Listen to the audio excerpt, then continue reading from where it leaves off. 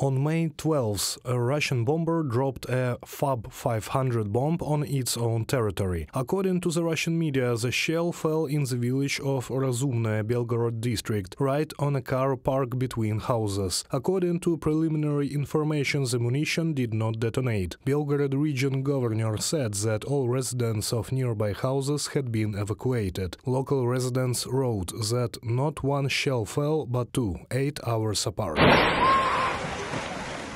On the same day, an explosion in Belgorod caused the entrance of an apartment building to collapse. Experts suggested that it could have been a failure of Russian air defense or even a terrorist attack organized by the Federal Security Service.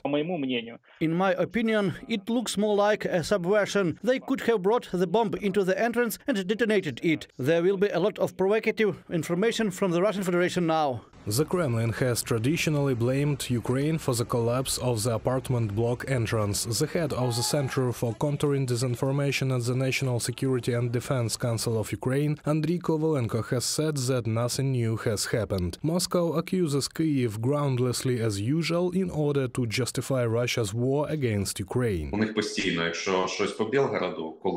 If something falls in Belgorod, it must be a Ukrainian missile, but for some reason no convincing photos of any ammunition fragments have been made public so far. So from one side, this is a field for distortion and manipulation, and for hiding the truth on the other. International OSINT analysts' conflict intelligence team considers the Russian Defense Ministry's version that a fragment of a downed Ukrainian missile destroyed the entrance of a multi-story building in Belgorod unlikely. Analysts believe that it was a Russian munition and that it came from the direction of Voronezh. It was on this side that the blast wave blew out windows and damaged garages. Взрывная волна шла со стороны северо-востока. The blast wave moved from northeast to southwest, as if it moved to the direction and hit. We recognize that it could have been an anti-aircraft missile. Many people will ask, where are the traces of shrapnel from the anti-aircraft missile? But they may not be visible now, because the destruction is large. They may be under a pile of concrete. Moreover, now that the removal of the rubble is over, these remnants will simply be raked out, loaded into a tract and taken away. Another version is an irregular launch of FAB-250 or FAB-500 bomb. Given that, according to the UK Ministry of Defense, the Russian army dropped 24 munitions over the Belgorod region in March-April 2024 alone. This option should also be considered. These instances indicate Russia's continued inability to successfully employ their munition on intended targets. Such errors have destructive and lethal consequences for the Russian population. From a report by the UK Ministry of Defense on social network X.